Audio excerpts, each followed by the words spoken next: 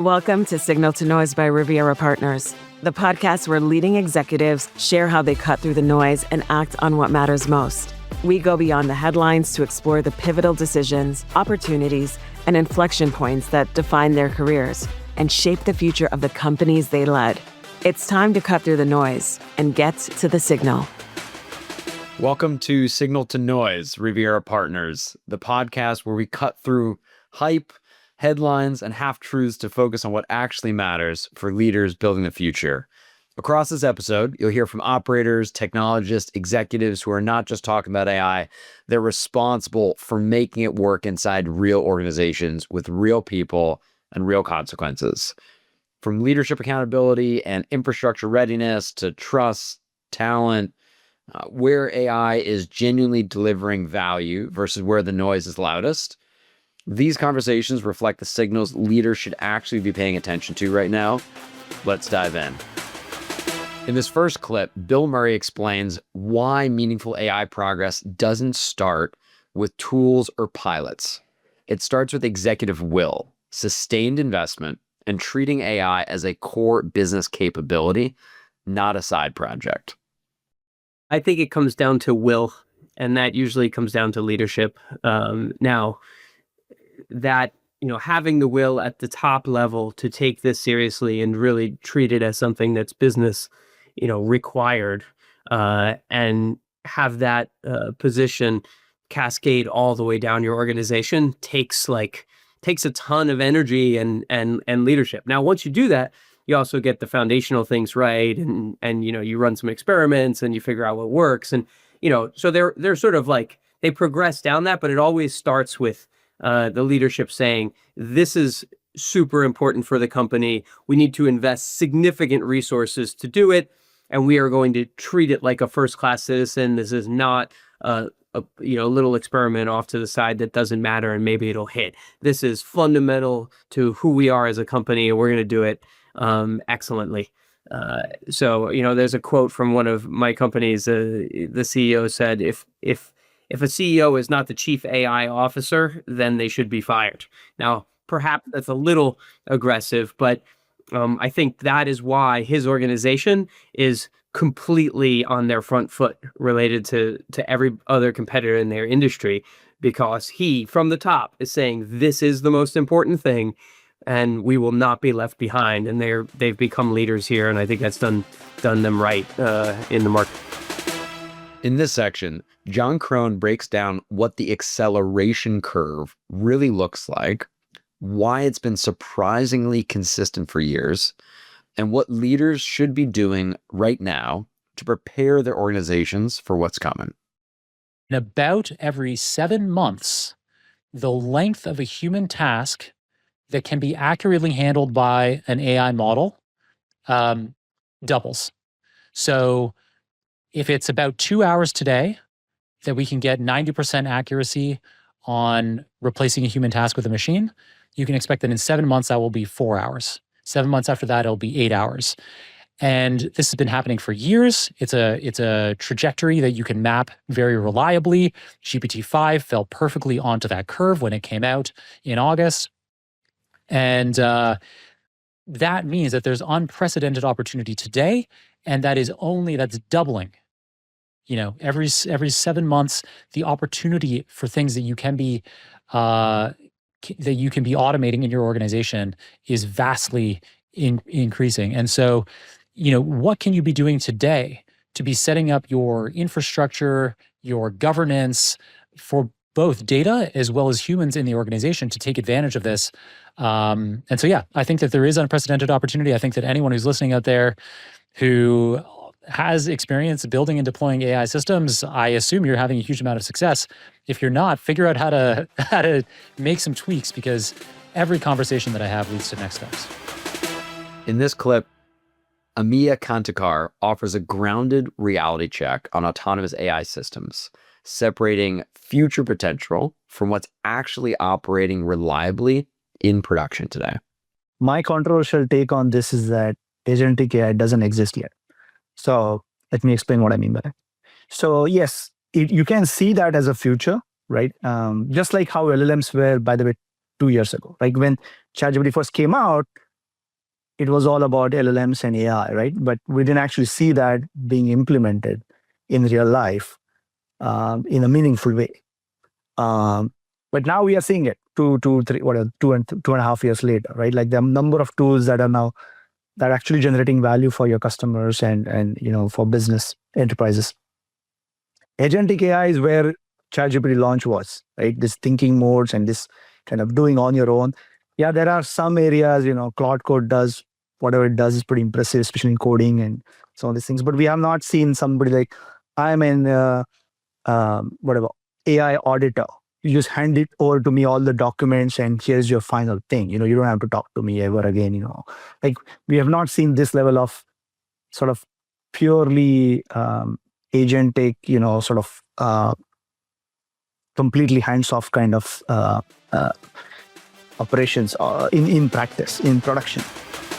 Emilio Escobar shifts the focus toward defenders, how organizations are investing, where AI is actually helping security teams, and where the real gaps still exist beneath the noise. There's a lot of noise when it comes to AI. Things like, bad actors are always going to use everything available to them, but just a focus on bad actors using AI, not a lot of focus on defenders using AI, or AI security implementations that aren't necessarily what I think are going to make people tick, and where the needs are.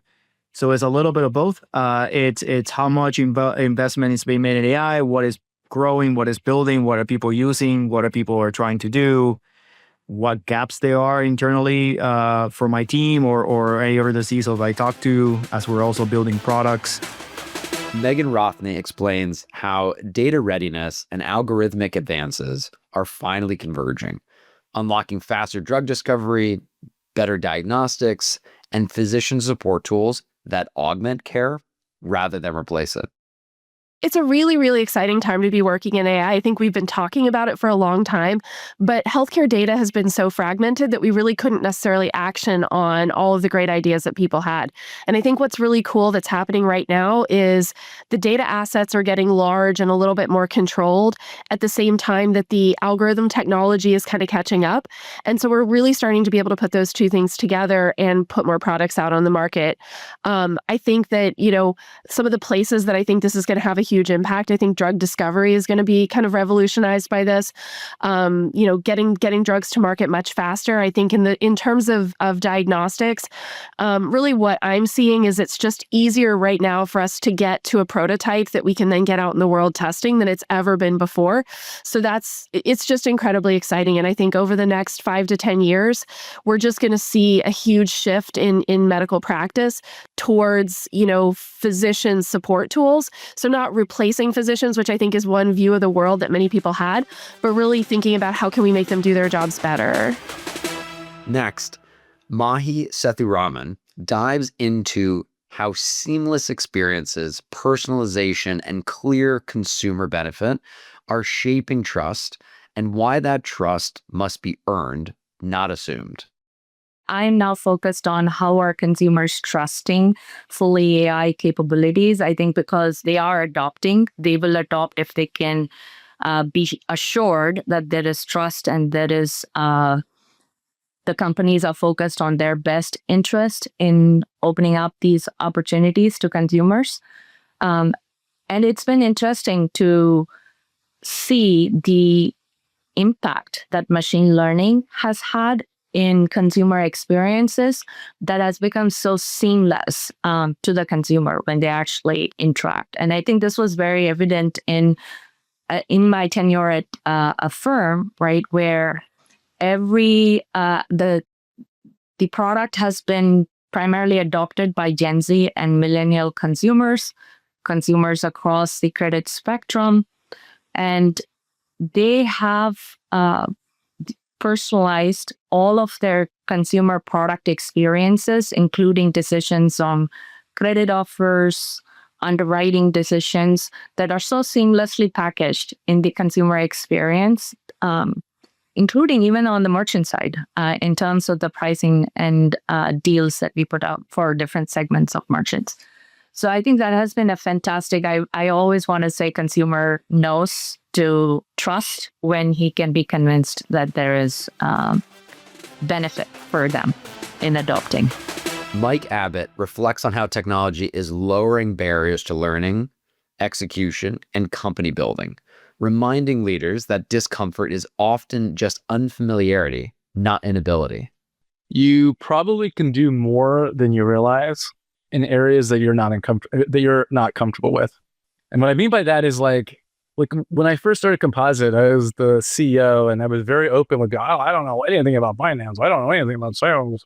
And it turns out like you can learn those things. Like it's not like rocket science. And so it's like a kind of a reminder that like humans in general, not because I'm special, I think humans in general can do more than they think they can. I think sometimes like we as a society talk more about these like constraints.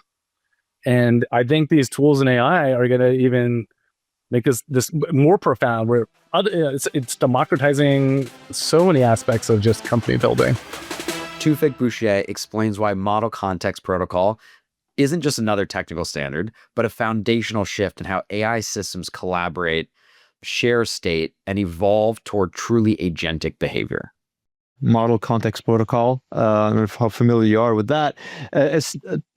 People think of it as another spec, but it's not just another spec. For me, it is a fundamental shift of how we are going to be working with AI systems moving forward, especially agentic AI systems. Right? And this is how we're extending their capabilities. It enables different tools, agents, LLMs, what have you, to kind of share state and learn from each other and act and collaborate.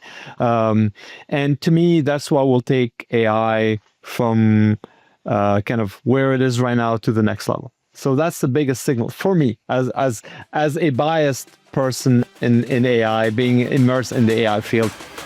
Patrick spends with a reminder that creativity, judgment, and taste remain irreplaceable, and that the companies that thrive will be those that pair AI capability with exceptional human talent. In this AI-dominated world, it's easy to kind of fall into the trap of all efficiency, all automation, when the real winners will be those companies that figure out who the right people are that bring creativity and taste into the equation, right, to help solve new problems and build new businesses and address these things. And of course, they will, wield AI in doing so. But the real differentiator will be what it's always been, which is the people that are inside the company figuring out, how to solve the hard problems and kind of what to go work on next. That's it for this episode of Signal to Noise. If these conversations resonated, it's because they reflect a shared reality. The leaders who win in moments of transformation are the ones who know what to listen to, what to focus on, and what to ignore. Signal to Noise is brought to you by Riviera Partners, leaders in executive search and the premier choice for technology talent. To learn more about Riviera and how we help people and companies reach their full potential, visit rivierapartners.com. And don't forget to search for Signal to Noise by Riviera Partners on Apple Podcasts, Spotify, or anywhere you listen to podcasts. Thank you for listening. Signal to Noise is brought to you by Riviera Partners, leaders in executive search and the premier choice for tech talent. To learn more about how Riviera helps people and companies reach their full potential, visit rivierapartners.com. And don't forget to search for Signal to Noise by Riviera Partners on Apple Podcasts, Spotify, or anywhere you listen to podcasts.